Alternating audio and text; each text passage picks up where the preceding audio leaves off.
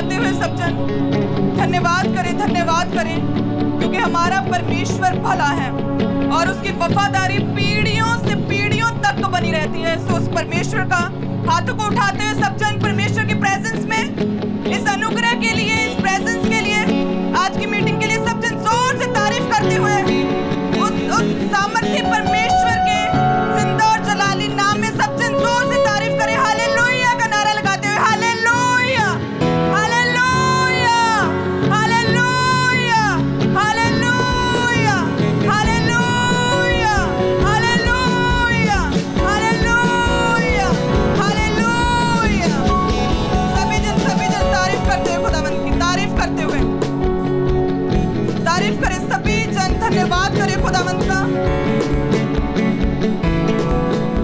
प्रभु यीशु मसीह के सामर्थ्य नाम में कोई भी अंधकार की शक्ति आज के वचन को, इस प्रेजेंस को, इस अनुग्रह को कलीसिया में जितने जन ऑनलाइन सुन रहे हैं, किसी की लाइफ से कभी भी चुराने ना पाए। प्रभु यीशु मसीह के सामर्थ्य नाम में परमेश्वर की प्रोटेक्शन, वो सामर्थ, वो अनुग्रह हर एक जन को छुए और शैतान शर्मिंदा हो, शैतान का हर एक जाल जो है वो फट जाए। आज प्रभु यीशु मसीह के सामर्थ्य नाम में हर एक बीमारी, हर बांझपन, हर एक डाइवोर्स, फैमिली में जो शैतान प्लॉटिंग्स करता है, हर एक भ्रष्टाचार, हर एक फैमिलीज में जो करप्शन आ चुकी है सोचों में, हर एक शैतानी जाल प्रभु यीशु मसीह के सामर्थ्य नाम में आज फट जाए। प्रार्थना करें सभी जन अपने हाथों को उठाते हुए, प्रार्थना करें कि हर एक शैतानी जाल आज फट जाए, हर शैतानी जाल आज कैंसिल हो जाए, हर एक शैतान के बंधन आज हमारी जिंदगियों से टूटे। आज परमेश्वर की सामर्थ हमारी जिंदगियों में छाया करे। तो सभी जन अपने हाथों को उठाते हुए प्रभु यीशु मसीह के सामर्थ्य नाम में हर एक बंधन इनकी जिंदगियों से आज टूट जाए, हर एक बंधन, शैतानी बंधन इनकी जिंदगियों से आज टूट जाए प्रभु यीशु मसीह के सामर्थ्य नाम में। परमेश्वर का वचन कहता है कि हे जाति जाति के सब लोगों, यहोवा की स्तुति करो, हे राज्य राज्य के सब लोगों, उसकी प्रशंसा करो, क्योंकि उसकी करुणा हमारे ऊपर प्रबल हुई है और यहोवा की सच्चाई सदा की है।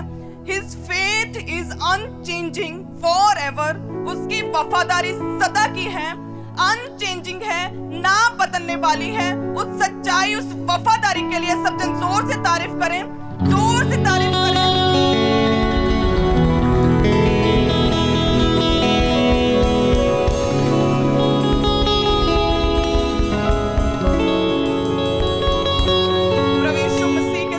नाम में हम सब मांगते हैं, आमीन। आप सभी अपने स्थानों पर बैठ सकते हैं, लेकिन आत्मा में आप हमेशा खड़े रहेंगे, ऊंचे उठेंगे, ब्लेस होंगे, ये मेरा विश्वास है, आमीन।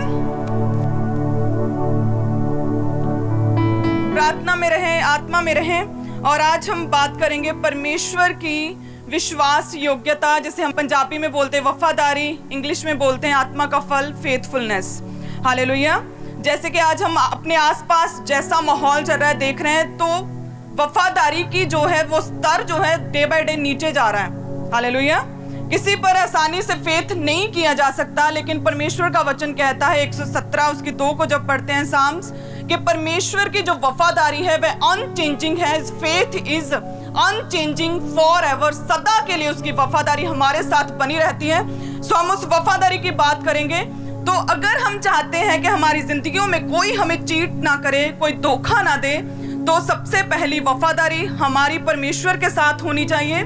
क्योंकि जब हम परमेश्वर के साथ वफादार होंगे तो प्रभु यीशु मसीह के सामर्थ्य नाम में मैं आपको अपना एक्सपीरियंस बताती हूँ कि कोई भी आपको कभी भी चीट नहीं करने पाएगा, कभी भी कोई भी आपको धोखा नहीं देने पाएगा, आमीन। सो सबसे बड़ी और फर्स्ट, प्रथम वफादारी हमारे परमेश्वर, जीवित परमेश्वर प्रभु यीशु मसीह की ओर होनी चाहिए, आमीन।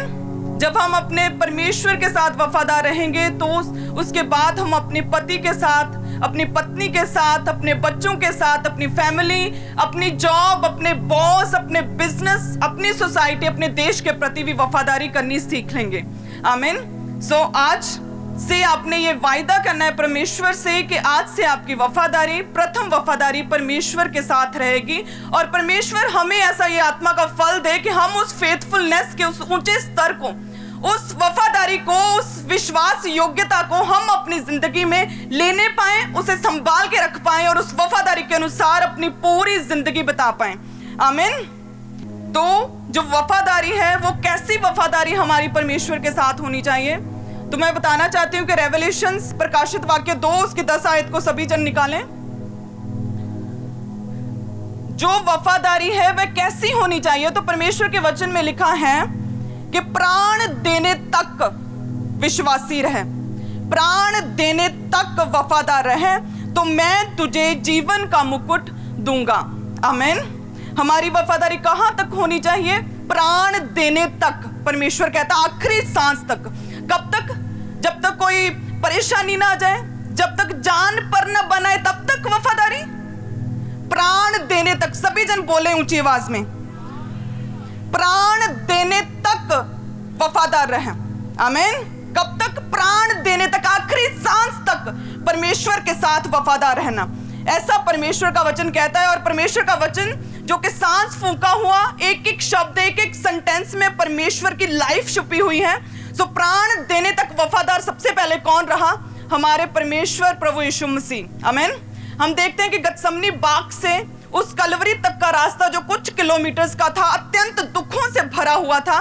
प्राण देने तक, क्रूसिफिकेशन तक परमेश्वर सारे दुखों को सहता रहा। हालेलुया। गतसमनी बाग में कहा कि परमेश्वर हो सके तो यह कटोरा मुझसे टल जाए, लेकिन मेरी नहीं बल्कि तेरी इच्छा मेरे जीवन में पूरी हो। आमीन। सो परमेश्वर उन दुखों को सहता हुआ कि पसीना लहू हुआ जाता था। सुंदरता जो है परमेश्वर की वो मनुष्यों की जैसी नहीं रह गई थी। कोड़े खाए, कांटों का ताज पहनाया गया, शर्मिंदगी मजाक उठाए गए, घसीटा गया, पीटा गया, मारा गया परमेश्वर, लेकिन फिर भी क्या? प्राण देने तक वफादार रहा अपने पिता के साथ। आमीन। सो हमें भी ऐसी जो वफादारी अपने परमेश्वर के साथ करनी है, और ऐसे ही वफादारी की उपेक्षा परमेश्वर हमसे करते हैं। आमीन। प्रभु यीशु मसीह ने अपने पिता के साथ वफादारी की और उसका अजर मिला परमेश्वर को कि वो जीवन का मुकुट परमेश्वर ने उन्हें पहनाया और सिंहासन पर परमेश्वर ने स्वर्ग में उन्हें बैठाया और आज तक वहां पर विराजमान है। तो परमेश्वर कहता कि जो प्रभु यीशु मसीह की तरह प्राण देने तक, आखिरी सांस तक वफादार रहेगा, तो परमेश्वर कहते कि वह जीवन का मुकुट वह पाएगा। आमीन। सो सभी जन प्रार्थना करें कि परमेश्वर कि हम आज से वायदा करते हैं कि प्राण देने तक हम वफादार रहेंगे। सभी जन अपने हाथों को उठाकर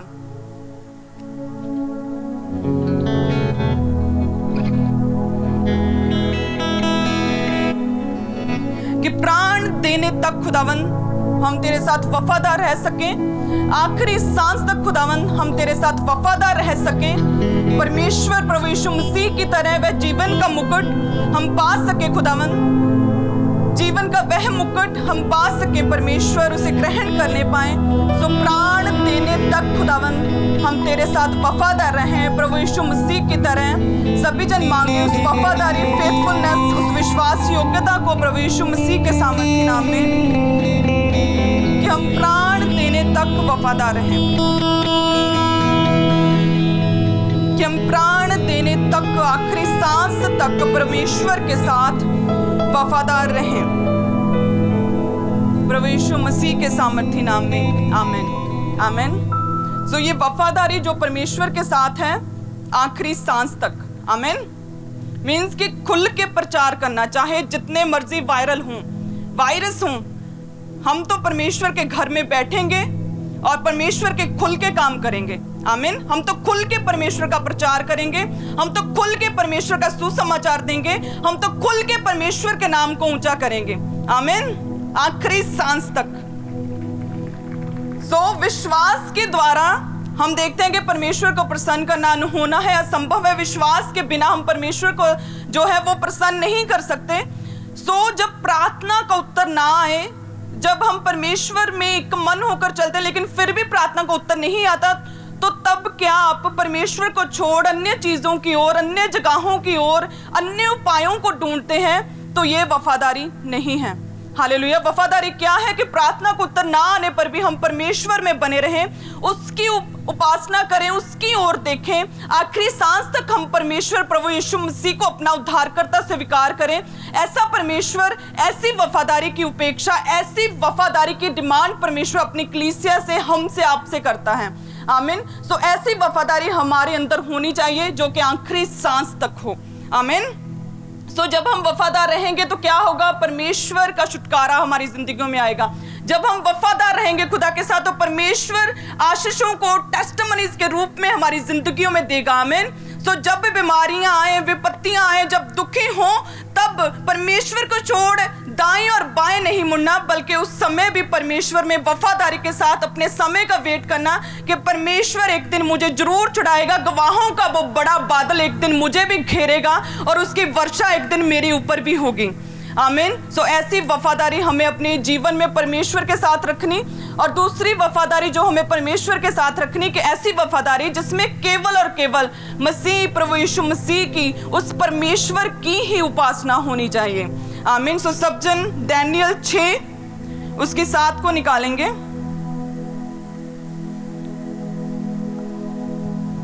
दानियेल की पुस्तक 6 अध्याय उसके 7 आयत, जिसमें लिखा कि राज्य के सारे अध्यक्षों ने, हाकिमों, अधिपतियों, न्यायियों, गवर्नरों ने भी आपस में सहमति की है कि राजा ऐसी आज्ञा दे कि ऐसी कड़ी आज्ञा निकालें कि 30 दिन तक जो कोई, हे राजा, तुझे छोड़ किसी और मनुष्य या देवता से विनती करे तो वह सिंगों की मांद में डाल दिया जाए। हालेलुया। सो ये वचन जो है इस व्यक्ति के विषय में जिसने प्राण देने तक, उसे पता था दानियेल को कि अगर मैंने आज घुटने लगाए तो जान भी जा सकती है, लेकिन आखिरी सांस तक, प्राण देने तक वफादारी जो उसने परमेश्वर के साथ रखी कि उसे पता था कि मैं चलते फिरते अपना काम करते भी प्रार्थना कर सकता हूँ, जरूरी है कि घुटनों पर ही बैठना। हालेलुया। लेकिन वो इतना वफादार था परमेश्वर के साथ कि उसने घुटने लगाकर प्रार्थना की, ये सोचते और ये पता होते हुए कि जैसे ही बैठूंगा मैं मार दिया जाऊंगा। लेकिन ऐसी वफादारी जो परमेश्वर का वचन प्रकाशित वाक्य 2 उसकी 10 कहता है कि प्राण देने तक वफादार रहे तो जीवन का मुकुट मैं तुझे दूंगा। हालेलुया। हम जानते हैं परमेश्वर हमारा जलन रखने वाला परमेश्वर है। परमेश्वर का वचन कहता है, निर्गमन जब निकालते हैं 20 उसकी 3 आयत में लिखा कि तू मुझे छोड़ किसी अन्य को परमेश्वर करके ना मानना। हालेलुया। परमेश्वर क्या कहता है कि तू मुझे छोड़ किसी और को परमेश्वर करके ना मानना। दानियेल को पता था कि मैं परमेश्वर को छोड़ किसी और के आगे झुकूंगा तो परमेश्वर का जो वचन है वह टूटेगा। मैं परमेश्वर के साथ फिर किस तरह से वफादार हो सकता हूँ। सो उसने तब भी, जब उसे पता था कि मेरे प्राण भी जा सकते हैं, लेकिन फिर भी वो घुटनों पर आया, फिर भी उसने प्रार्थना की। और लिखा है कि जिन लोगों ने प्लानिंग्स और प्लॉटिंग्स की, परमेश्वर ने उन्हें एक्सपोज किया और दानियेल को खुदावंद ने बचाया। हालेलुया। परमेश्वर जलन रखने वाला परमेश्वर है और जब हम परमेश्वर के साथ जुड़ जाते हैं तब हम परमेश्वर की वंशावली में ऐड हो जाते हैं, परमेश्वर की वंशावली के साथ हम जुड़ जाते हैं। और तब अगर हम परमेश्वर को छोड़ किसी अन्य की उपासना करेंगे तो दुख और स्ट्रगल को लोग देखते हैं, हम लोगों को देखते हैं जो बैकस्लाइड हो चुके हैं कि परमेश्वर को छोड़ किसी अन्य की उपासना की और उनकी लाइफ में संघर्ष और स्ट्रगल देखने को मिलती है। शैतान एक ओर से तो बहुत अच्छा उन्हें रोशनी देता है कि काम चल पड़ा, कि पैसा आ रहा है, परमेश्वर को छोड़ दिया लेकिन फिर भी अमीर है, पैसा आ रहा है, अच्छा घर बन गया, गाड़ी ले ली। लेकिन दूसरी तरफ से ऐसा शैतान उनकी लाइफ में लीकेज करता है कि कोई बीमार हो गया, कोई ऐसा लीकेज जो कभी भी कोई भी भर नहीं सकता। लेकिन वो परमेश्वर है जो जलन रखता है, जो कहता है कि मुझे छोड़ किसी अन्य की उपासना ना कर, केवल मुझे ही परमेश्वर जान के मान। सो उस परमेश्वर की दानियेल ने, जब उसे पता था कि अब मैं घुटनों पर आऊंगा, अब मैं परमेश्वर के साथ वफादारी करूंगा तो मैं मार भी दिया जा सकता हूं, लेकिन फिर भी उसने प्रार्थना की। हालेलुया। फिर भी घुटनों पर आया। सो क्या आज से आप जब अपने किचन का काम कर रहे होंगे, अपने बिजनेस पर, अपनी जॉब पर होंगे तो काम करते हुए आप प्रार्थना करेंगे या फिर दानियेल की तरह स्पेशल घुटनों पर आकर आप प्रार्थना करेंगे?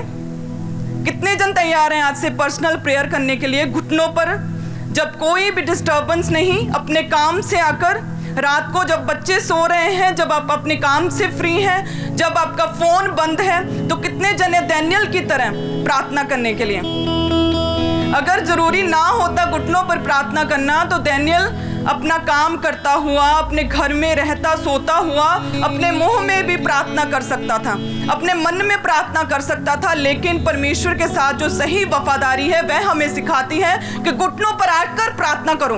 आमीन। घुटनों पर आकर प्रार्थना की, प्राण देने तक। हालेलुया। सो ऐसी वफादारी जो डैनियल ने परमेश्वर के साथ दिखाई, उसी का ये फल था कि एक दूसरे देश में अन्य जाति राजा का फेवर डैनियल को मिला। हालेलुया। अन्य जाति राजा डैनियल को पसंद करता था। वफादारी ही थी जिसकी वजह से परमेश्वर ने डैनियल को शेरों की मांद से बचाया। हालेलुया। वो डैनियल की वफादारी परमेश्वर की ओर थी, जिसकी वजह से सामान्य भोजन, साग पात खाने के बावजूद भी परमेश्वर ने उसे गुड हेल्थ दी। हालेलुया। वो डैनियल की वफादारी ही थी कि परमेश्वर ने उस पर गहरे वेदों को जाहिर किया, अपने बड़े कामों को, बड़ी योजनाओं को उस पर जाहिर किया। वो वफादारी ही थी कि जब उसे पता था कि अपने घुटनों पर बैठूंगा, प्रार्थना करूंगा तो मेरी जान जा सकती है, लेकिन फिर भी उसने चल के मुंह में सोते हुए, आंखें बंद करके, लेटते हुए प्रार्थना नहीं की, घुटनों पर आया। हालेलुया।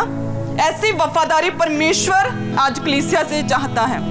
आज हम पर किसी ने तलवार नहीं रखी कि घुटनों पर नहीं आना, लेकिन फिर भी आज लोग और कलीसिया इतने फेमिलियर परमेश्वर के साथ हो गए हैं कि आप अपने 24 घंटे में से 2 घंटे आप परमेश्वर को नहीं दे सकते। आप अपने किचन में काम करते हो, फोन पर जो मसीही गीत लगा के आप प्रार्थना करते हो, बच्चों को साथ में बिठाकर आप प्रार्थना करते हो। फैमिली प्रेयर करो, जरूर करो, मैं भी करती हूँ। शाम को 1 घंटा अपनी फैमिली के साथ प्रेयर करो, ताकि आपके बच्चे भी सीखें कि कैसे प्रार्थना करनी है, ताकि वो भी परमेश्वर की डील और डॉल में और परमेश्वर के सामान्य वो ग्रो हो। लेकिन आपकी पर्सनल प्रेयर आपकी जिंदगी में होना जरूरी है। आमीन। आपकी पर्सनल प्रेयर, ऐसी प्रेयर जब बच्चे सो रहे हैं, जब हस्बैंड सो रहा है, जब आप फ्री हैं, जब आपकी सास को आपसे कोई काम नहीं, जब आपके घर में कोई गेस्ट नहीं आने, जब फोन बंद हो चुके हैं, तब आप रात को 2 घंटे बैठ के प्रार्थना कर सकते हो। हालेलुया। जो डैनियल, जो कि इतनी ऊंची पदवी, राजा के साथ, प्राइम मिनिस्टर के साथ काम करने वाला, पीएमओ ऑफिस में काम करने वाला व्यक्ति, जो दिन में 3 बार अपने लिए समय निकाल सकता है प्रार्थना के लिए, तो शायद हम उससे कम ही हार्ड वर्किंग और कम ही बिजी होंगे। हालेलुया। सो ऐसी वफादारी, अगर चाहते हो कि परमेश्वर गहरे वेदों को मुझ पर जाहिर करे, अगर चाहते हो कि परमेश्वर सामने से प्रत्यक्ष रूप से परमेश्वर डैनियल को शेरों की मांद से बचाता था, मुझे भी बचाए, अगर चाहते हो कि परमेश्वर गहरे वेदों को मुझ पर जाहिर करे, तो उसकी तरह प्रार्थना करना सीख लो। हालेलुया। पर्सनल प्रेयर करो, घुटनों पर आओ। अपनी प्रेयर, आपकी 2 घंटे आपकी प्रेयर घुटनों पर होनी ही चाहिए। हालेलुया। सो कितने जन वायदा करते हैं परमेश्वर के साथ अपनी पर्सनल प्रेयर को आज से मेंटेन करने का? कितने जन ऊंची आवाज में, और सभी जन के मैं प्रॉमिस करता हूं, मैं वायदा करती हूं आज से पर्सनल प्रेयर करने का। सभी जन अपने हाथों को उठाते हुए। तो जब आप ऐसी वफादारी रखेंगे तो सच में फिर परमेश्वर, सच में डैनियल की तरह सामने से होकर परमेश्वर आपको बचाएगा। हालेलुया। सामने से होकर परमेश्वर आपको बचाएगा। डैनियल को किस तरह से परमेश्वर पहले ही वो फ्यूचर की भावी योजनाओं को खुदावंद उस पर जाहिर करता था। सो आज मैं कह सकती हूँ कि कलीसिया के ऊपर परमेश्वर, आपकी जिंदगी में परमेश्वर ने क्या रखा है, परमेश्वर सामने से सीधा साफ साफ हमें नहीं बताता, कभी भी सामने से सीधा हम पर कभी जाहिर नहीं करता। जब हम अपनी प्रॉब्लम्स में, परीक्षाओं में होते हैं, कभी भी जाहिर नहीं करता कि मैं तेरी लाइफ को कितना लंबा आगे तक लेके जा सकता हूँ। लेकिन मैं आपको अपना पर्सनल एक्सपीरियंस बताना चाहती हूँ कि परमेश्वर हिंट जरूर देता है कि कुछ तो बड़ा मैंने तेरी जिंदगी के लिए रखा है। हालेलुया। सो वो हिंट भी कब मिलेगा? जब आप सही ट्रैक पर होंगे, जब परमेश्वर में होंगे, जब वफादारी के साथ परमेश्वर में चल रहे होंगे, वो हिंट भी परमेश्वर फिर ही देता है। हालेलुया। भ्रष्टाचार में, चोरियों में, व्यभिचार में, हालेलुया, आप गलत देख रहे हो ऐप्स पर, इंटरनेट पर, और आप सोचो कि परमेश्वर मुझे कोई हिंट दे कि परमेश्वर ने मेरे लिए क्या रखा है, तो ये पॉसिबल नहीं है। हालेलुया। तो आप गलत जगह पर हो और आप गलत परमेश्वर को मानते हो। फिर अगर आप पवित्रता में हो, क्योंकि हमारा परमेश्वर पवित्र है, वो जीवित है, वो पवित्र है और वो पवित्र लोगों को ही पसंद करता है। हालेलुया। इसीलिए वे बेचारी परमेश्वर में आकर कई सालों तक सेवा करते हैं, मुंह से प्रभु प्रभु करते हैं, लेकिन उनकी लाइफ चेंज नहीं होती। उनके घरों में ऐसे ही स्ट्रगल रहता है, क्योंकि परमेश्वर वफादार है और वो एक्सपेक्ट करता है कि उसके बेटे और बेटियां भी वफादार हों। आमीन। सो आज से वायदा करना है खुदावंद के साथ कि प्राण देने तक खुदावंद मैं तेरे साथ वफादार रहूंगा। मैं परमेश्वर, जो तेरा वचन कहता है कि तू मुझे छोड़ किसी और की उपासना ना कर, तू मुझे छोड़ किसी और को परमेश्वर करके ना मान, तो सच में परमेश्वर मैं वफादारी के साथ केवल तेरी ही उपासना करूंगा। हालेलुया। फिर परमेश्वर कहता है कि यस, मैं तुझे ब्लेस करूंगा, तेरी जिंदगियों में बड़े काम करूंगा। हालेलुया। सो कितने जन तैयार है परमेश्वर के साथ वफादारी रखने के लिए? फेथफुल, वो विश्वास योग्यता रखने के लिए आज कितने जन तैयार हैं? तो जितने जन ऑनलाइन भी सुन रहे हैं, आप सब भी इस वचन के ऊपर चलें, क्योंकि ये स्तंभ है हमारी क्रिश्चियनिटी का। अगर आप मसीह में हैं और वफादार नहीं, तो आपका कोई फायदा नहीं। आप जॉन और पीटर नाम से तो हो सकते हैं, आपके नाम के पीछे मसीह तो लिखा हो सकता है, लेकिन अगर आप फेथफुल नहीं, वफादार नहीं परमेश्वर के साथ, तो भूल जाओ कि परमेश्वर आपकी जिंदगियों में कभी काम करेगा। भूल जाओ कि परमेश्वर आप पर अपनी योजनाओं को जाहिर करेगा। भूल जाओ कि दानियेल की तरह परमेश्वर विपत्ति में, कठिनाइयों में परमेश्वर आपको बचाएगा। हालेलुया। सो आज से वफादारी में परमेश्वर के साथ चलना है, और ऐसी वफादारी कि बीमारियों में, विपत्तियों में, मुसीबतों में भी परमेश्वर के साथ वफादारी रखनी। जब हम निकालेंगे याकूब 1 उसकी 12 आयत को, जिसमें लिखा, धन्य है वह मनुष्य जो परीक्षा में स्थिर रहता है, क्योंकि वह खरा निकलकर जीवन का वह मुकुट पाएगा जिसकी प्रतिज्ञा प्रभु ने अपने प्रेम करने वालों से की है। आमीन। परमेश्वर का वचन कहता है कि धन्य है वह मनुष्य जो परीक्षा में स्थिर रहता है। फिर से वही वचन कि धन्य है वह मनुष्य जो कि अपनी परख में, अपनी बीमारियों में, अपनी विपत्तियों में परमेश्वर के साथ वफादार रहता है। सो परमेश्वर कहता कि वह परखे जाने पर जब वफादार रहता है, खरा निकलता है, शुद्ध रहता है, तो जीवन का वह मुकुट पाएगा जिसका वायदा खुदावंद ने अपनी कलीसिया के साथ, हमारे साथ, परमेश्वर ने अपने वफादारों के साथ किया है। हालेलुया। जब हम परमेश्वर के साथ वफादार रहते हैं तो लोग सोचते हैं कि मुझे इतने साल हो गए मसीह में आए हुए, मेरा काम क्यों नहीं बन रहा? इसलिए नहीं बन रहा क्योंकि आप वफादार नहीं हैं, संपूर्ण रीति से वफादार नहीं हैं। आप अपने मन में परमेश्वर को मानते हैं, लेकिन जैसे ही आपके फौरन से कोई अन्य जाति, आपके गेस्ट आपके घर में आते, तो आप में इतना हियाब नहीं कि खुलकर परमेश्वर का प्रचार कर पाओ। परमेश्वर ऐसी वफादारी की आपसे डिमांड करता है कि जब आप अपने काम पर जाते हो कि परमेश्वर के बारे में बताओ। जब काम पर जा रहे हो तो कोई आपको प्रपोज करे तो आप खुल के प्रभु यीशु मसीह के बारे में बताओ कि मेरा बॉयफ्रेंड, मेरी गर्लफ्रेंड, मेरा पिता और माता प्रभु यीशु मसीह हैं। ऐसी वफादारी परमेश्वर आपसे चाहता है। हालेलुया।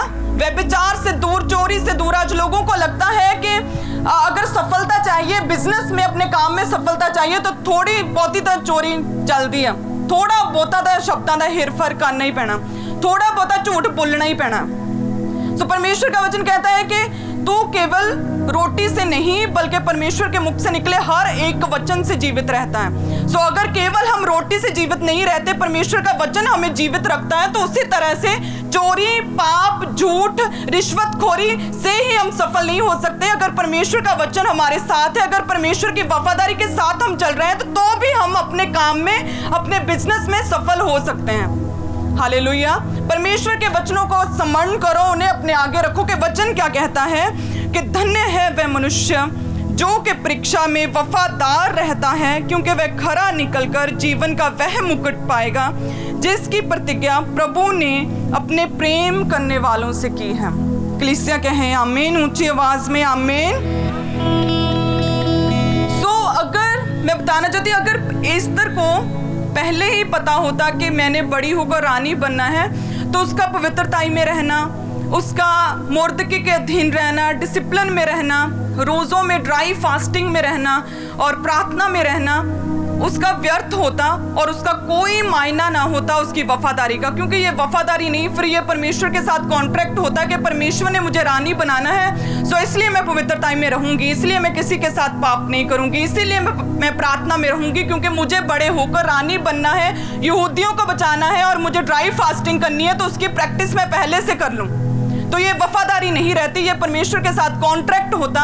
लेकिन हम जानते हैं, हम परमेश्वर के वचन में से पढ़ते हैं कि एस्थर को इसके विषय में कोई भी नॉलेज नहीं थी, उसे कुछ भी नहीं पता था, कोई हिंट नहीं था कि परमेश्वर ने उसे एक रानी होने के लिए, कोई इतने ऊंचे पद के लिए परमेश्वर ने उसे चुना है। हालेलुया। वो किस तरह से पवित्रताई में रही जब माता पिता का साया उसके सिर से उठ गया, जब कोई बड़ा नहीं, कोई मनोरंजन नहीं, कोई इंटरटेनमेंट का साधन नहीं, कोई इंटरनेट नहीं, कोई ऐप नहीं चल रहा, कोई टीवी नहीं चल रहा, तब वो पवित्रताई में रही, तब वो परमेश्वर के साथ वफादार रही और उसकी वफादारी को देखकर परमेश्वर ने उसे ऊंचे ओहदे के लिए, ऊंचे पद के लिए और रानी बनाने के लिए परमेश्वर ने उसे चुना। हालेलुया। सो उसी तरह से जब हम भी परमेश्वर के साथ वफादार रहते हैं, उस परख में खरे उतरते हैं, तो इसी तरह से आज भी हम और जो लोग पवित्रताई में और वफादारी के साथ अपनी तंगियों और तकलीफों में परमेश्वर के साथ वफादारी के साथ चलते हैं, सो आज भी परमेश्वर अपने वचनों को दोहराता है और आज भी राजे और रानियां बनते हैं। आमीन। आज भी परमेश्वर किंग और क्वींस और परमेश्वर ऊंचे ओहदों पर बिठाता है। सो उसके लिए वफादारी चाहिए। वफादारी भी तब जब हमें कुछ नहीं पता, जब सभी और रास्ते बंद दिखे, जब लगे कि अब कुछ नहीं हो सकता, तब भी अगर हम परमेश्वर के साथ वो वफादारी रखते हैं तो परमेश्वर हमें एक दिन राजा और रानी बनाता है। आमीन। सो जब लगे कि सब रास्ते बंद हो गए और मैं किस स्थान पर हूं, आप बेचारे हैं, आप किस स्थान पर हैं, आपके पास कोई पैसा नहीं, आपकी कोई इज्जत नहीं, आपकी कोई वैल्यू नहीं, तो याद रखें अगर परमेश्वर साथ है तो सब कुछ पॉसिबल है। और परमेश्वर साथ कब होगा? जब परमेश्वर के साथ वफादार होंगे। आमीन। और वफादार कैसे होंगे? प्राण देने तक वफादार रहना। वफादार कैसे? केवल उसी की उपासना करनी। वफादार कैसे? अपनी विपत्तियों में, परेशानियों में, तंगियों में, जब खत्म हो गया सब कुछ, जब प्रार्थना करते करते थक गए, घुटने छिल गए, लेकिन फिर भी उत्तर नहीं आया, तब भी प्राण देने तक, आखिरी सांस तक परमेश्वर के साथ वफादार रहना। आमीन। ऐसी वफादारी परमेश्वर कलीसिया से हमसे चाहता है। आमीन। लेकिन आज तो उल्टा ही चल रहा है कि 7 हफ्ते अगर प्रार्थना का उत्तर नहीं आया तो वो लोगों को बताएंगे और वो आकर पास्टरों को बताएंगे कि मुझे 7 हफ्ते हो गए, मुझे प्रार्थना करते कुछ नहीं मिला। परमेश्वर ने आपसे कोई कर्जा नहीं लिया हुआ, कोई ब्याज पे पैसा नहीं उठाया कि आपको 7 हफ्ते में वो चंगा करे ही करे। हालेलुया। आपको परमेश्वर ने अपनी जिंदगी दी है, ये बाइबल, इस बाइबल को पढ़ो, निकालो वचन और पढ़ो। एस्थर की लाइफ को पढ़ो कि क्या थी लाइफ, प्रभु यीशु मसीह के विषय में पढ़ो। हालेलुया। इस बाइबल को पढ़ो तो पता चलेगा कि वेट करो अपने समय की। God's time is the best time. अपने समय की वेट करो, पवित्रताई में रहो, वफादारी के साथ परमेश्वर के साथ चलो। जब एक बार परमेश्वर की वंशावली में ऐड हो गए तो उसके साथ ही चलते रहो, उसके साथ साथ चलो। हालेलुया। वफादारी के साथ फिर परमेश्वर हमें बढ़ाता है, ऊंचा करता है। और जो लोग बोल नहीं सकते थे, जिनके गले बैठे हुए थे सालों से, परमेश्वर उन्हें बोलने की सामर्थ्य दे सकता है। तो मुझे लगता है आप सभी जन ज्यादा एक्सपीरियंस्ड और वेल टैलेंटेड हैं। आमीन। तो परमेश्वर आपको भी खड़ा करेगा ऊंचे ओहदों पर, क्योंकि एस्थर आम थी, बिल्कुल आम। राजा के महल में उसकी कोई पहुंच नहीं थी कि उसकी सिफारिश कभी चल पाए, बिल्कुल आम, साधारण, और वो रानी बनाई गई। दानियल जो कि दूसरे देश में था, जिसका राजा भी अन्य जाति था, उसे परमेश्वर ने राजा का फेवर दिया। हालेलुया। उसे ऊंचा ओहदा दिया। आमीन। यूसुफ जो दूसरे देश में गया, जेल में था, लेकिन वफादारी की, लंबे समय तक सारी जिंदगी वफादारी की, सही चला, फिर भी तोहमतें लगी, वफादारी के साथ परमेश्वर के साथ चलता गया और दूसरे देश में परमेश्वर ने अन्य जाति राजा के द्वारा उसे ब्लेस किया। हालेलुया। सो आपकी सिचुएशन मायने नहीं करती, आपके आसपास क्या चल रहा है, कौन क्या बोल रहा है, लेकिन अगर आप परमेश्वर के साथ वफादार हैं तो सब कुछ पॉसिबल है। हालेलुया। आप किस स्थान पर हो मायने नहीं करता, आप कितने बेचारे हो मायने नहीं करता, मायने ये करता है कि क्या परमेश्वर आपके साथ हैं। और परमेश्वर आपके साथ कब होगा? जब आप वफादारी के साथ परमेश्वर के साथ चलेंगे। आमीन। सो सभी जन निकालें परमेश्वर का वचन, प्रकाशित वाक्य 3 उसकी 14 को। सभी जन निकालें प्रकाशित वाक्य 3 उसकी 14, जिसमें प्रभु यीशु मसीह के विषय में लिखा है कि वो है क्या, जिसमें लिखा कि जो आमीन और वफादार और सच्चा गवाह है, जो आमीन और विश्वास योग्य, फेथफुल, वफादार और सच्चा गवाह है, परमेश्वर की सृष्टि का मूल कारण है। सब कलीसिया कहें आमीन। इसमें परमेश्वर प्रभु यीशु मसीह ने कहा कि मेरा नाम है आमीन। हालेलुया। परमेश्वर कहता है मेरा नाम है आमीन, मेरा नाम है वफादार और मैं हूं सच्चा गवाह। सब जन ऊंची आवाज में बोले कि प्रभु यीशु मसीह का नाम क्या है? मेरा नाम है आमीन, मेरा नाम है वफादार, मैं हूं सच्चा गवाह और मैं हूं सृष्टि का मूल। आमीन। ये परमेश्वर का वचन कहता है। प्रभु यीशु मसीह कहते हैं कि मेरा नाम है आमीन, मेरा नाम है वफादार। 0 भी मैं हूँ, 9 भी मैं हूँ, ए भी मैं हूँ, जेड भी मैं हूँ, आद भी मैं हूँ, अंत भी मैं हूँ और मेरा नाम है वफादार। हालेलुया। परमेश्वर का वचन कहता है कि मेरा नाम है वफादार। सो जो खुद वफादार हो सो उसे कैसे लोग पसंद आएंगे? परमेश्वर के दास कहते हैं ना कि चुगली चुगली को ढूंढती है, वे बेचारी को ढूंढता है और पवित्र पर्सन वफादार वफादार को ढूंढेगा। सो परमेश्वर क्या है? परमेश्वर कहता मेरा नाम है वफादार। सो ये परमेश्वर का गुण नहीं है, ये परमेश्वर का नाम है। तो जो खुद वफादार है वो भी वफादारों को ही ढूंढता है। हालेलुया। सो आज आपका जो भुलेखा जड़ा दूर हो जाना चाहिए कि आपकी प्रार्थना अपने दुखों में कितनी है वो मायने करती है। आपकी प्रार्थना अपनी ब्लेसिंग्स, आशीषों के ऊंचे स्तर पर आपकी प्रार्थना कितनी है वो मायने करती है। आप कितने गर्म है वो मायने करते हैं आत्मा में। हालेलुया। क्योंकि परमेश्वर कहता मैं आद और अंत हूँ और मैं वफादार हूँ। सो जो वफादार है उसे वफादार लोग ही अच्छे लगते हैं। सो अगर आप चाहते हो कि परमेश्वर आपको चुने और ऊंचा करे तो परमेश्वर के साथ आज से वफादार होना हर एक हिस्से में। हालेलुया। हर एक हिस्से में अपनी जिंदगी की सोचों, ख्यालों में, प्राण में, मन में और तन में परमेश्वर के साथ वफादार रहना है। हालेलुया। मैं आपसे कहना चाहती हूँ कि अगर कोई आपसे, बहुत से लोगों के मेरे पास प्रश्न आते हैं, बहनों के भी खास तौर पे, कि मेरा पति ऐसा कहता है कि चर्च जाना छोड़ दो, ये करना छोड़ दो, तो परमेश्वर का वचन कहता है कि अपने पति के अधीन रहो। तो मैं क्या करूं? क्या परमेश्वर को छोड़ दूं? तो मैं आपको कहना चाहती हूं कि परमेश्वर ने सब कुछ बनाया है। जब बात आए परमेश्वर पर तो परमेश्वर को कभी मत छोड़ो। परमेश्वर के अलावा आपके रिश्तों पर बात आती है तो आप परमेश्वर के वचन को फॉलो करो। लेकिन जब परमेश्वर और दुनिया, परमेश्वर और व्यक्ति विशेष, परमेश्वर और लोगों में से चुनने की बारी आए तो हमेशा परमेश्वर को ही चुनो। हालेलुया। क्योंकि वो वफादार है, उसका नाम है वफादार, तो उसे वफादार लोग ही अच्छे लगते हैं। सो हमें आज से वफादारी में जीना है। आमीन। तो व्यवस्था विवरण 7 उसकी 9 में लिखा कि तेरा परमेश्वर यहोवा ही परमेश्वर है, वह वफादार ईश्वर है और जो उससे प्रेम रखते, उसकी आज्ञाओं को मानते हैं, उनके साथ वह 1000 पीढ़ी तक अपनी वाचा का पालन करता हुआ और उन पर करुणा करता रहता है। आमीन। परमेश्वर यहोवा क्या है? वो ही परमेश्वर है और वो क्या है? वो वफादार ईश्वर है।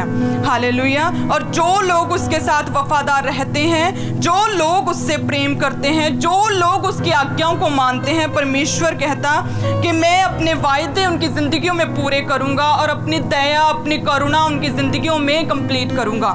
हालेलुया। सो परमेश्वर ही परमेश्वर है, परमेश्वर का वचन कहता, और वो वफादार ईश्वर है। आमीन। कलीसिया कहे आमीन।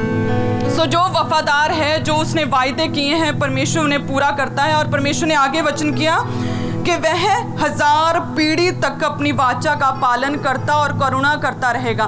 कितनी पीढ़ी तक? आप हो गए, आपके आगे संतान हो गई और नेक्स्ट जनरेशन आपके पोते पोतियां हो गए, उसके बाद पड़पोते पड़पोतियां। कितनी पीढ़ियां परमेश्वर ने आपको ब्लेस करने का वायदा किया यदि आप उसके साथ वफादार रहें? 1 पीढ़ी, 2 पीढ़ी, 5, 7, 1000 पीढ़ी तक खुदावंद कहता मैं तेरे से वफादार रहूंगा। कितनी पीढ़ियों तक? 1000 पीढ़ियों तक। हालेलुया। हमें अपने दादा परदादे 3-4 के जनरेशन्स के बाद हमें उनके नाम नहीं पता क्या है। लेकिन परमेश्वर कहता कि मैं वफादार ईश्वर हूं और जो मेरे साथ वफादार रहेगा 1000 पीढ़ियों तक मैं उस पर अपनी करुणा करता रहूंगा। आमीन। सब कलीसिया कहें आमीन। सो इसलिए परमेश्वर दयावंत है और जो दयावंत है उसके साथ वो दयावंत है, जो खरा पुरुष है उसके साथ वो खरा है, जो शुद्ध मन है उसके साथ वो शुद्ध है, और जो टेढ़ा है उसके साथ वो पूरी तरह से तिरछा है। हालेलुया। परमेश्वर वफादार है तो वो हमसे एक्सपेक्ट करता है वफादारी की। सो जो दयावंत है, जो वफादार है, जो खरा है, जो शुद्ध है, उसके साथ परमेश्वर शुद्ध, दयावंत और खरे हैं। लेकिन परमेश्वर कहता है 2 शमूएल 22 उसकी 26-27 में कि जो टेढ़े हैं उनके साथ मैं तिरछा हूं। हालेलुया।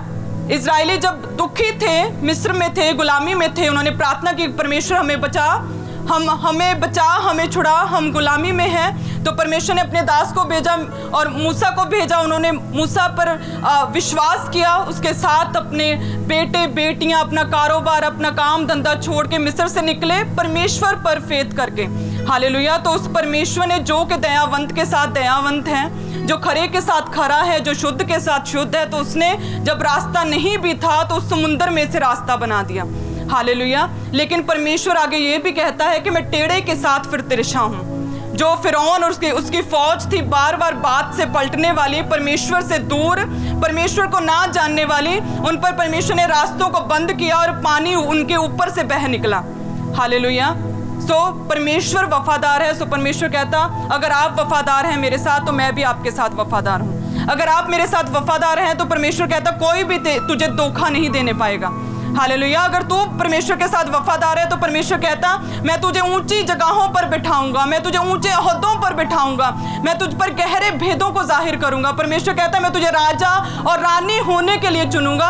अगर तू दयावंत है तो यस मैं भी दयावंत हूं। अगर तू खरा है तो मैं भी खरा हूं। अगर तू शुद्ध मन है तो परमेश्वर कहता मैं भी तेरे साथ शुद्ध मन हूं। लेकिन अगर तू टेढ़ा चले, लेकिन अगर तू परमेश्वर के साथ टेढ़ा है, चालाकी प्लॉटिंग्स करता है, परमेश्वर आने के बाद भी आपके बॉयफ्रेंड्स, गर्लफ्रेंड्स और परमेश्वर से दूर हैं, आप प्रार्थना नहीं करते, तो परमेश्वर कहता टेढ़े के साथ मैं तिरछा हूं। हालेलुया।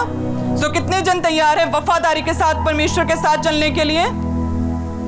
मैंने आपको बता दिया कि परमेश्वर बड़े काम कर सकता है। परमेश्वर राजा और रानी बनाने के लिए खुदा ने हमें चुना। और परमेश्वर ऐसा नहीं कि परमेश्वर ने अपने वचन में लिखा, परमेश्वर साबित करता है समय समय पर कि यस आज भी एस्तर की तरह परमेश्वर चुनता है, आज भी पौलुस की तरह चुनता है, आज भी मूसा की तरह लोगों को चुनता है, आज भी हन्ना की तरह परमेश्वर कोखों को खोलता है। हालेलुया। सो जो वफादार है परमेश्वर कहता मैं उनके साथ वफादार हूँ। आमीन। सो कितने जन है जो परमेश्वर के साथ आज से वफादार रहेंगे? सभी जन तारीफ करें जोर से। हमारे YouTube चैनल को सब्सक्राइब करें ताकि आप परमेश्वर के गहरे भेदों को जान सकें कि कैसे आप परमेश्वर में बढ़ सकते हैं, कैसे आप दुष्ट आत्माओं से, नशों से, बीमारियों से और वंशों के श्रापों से आजाद हो सकते हैं।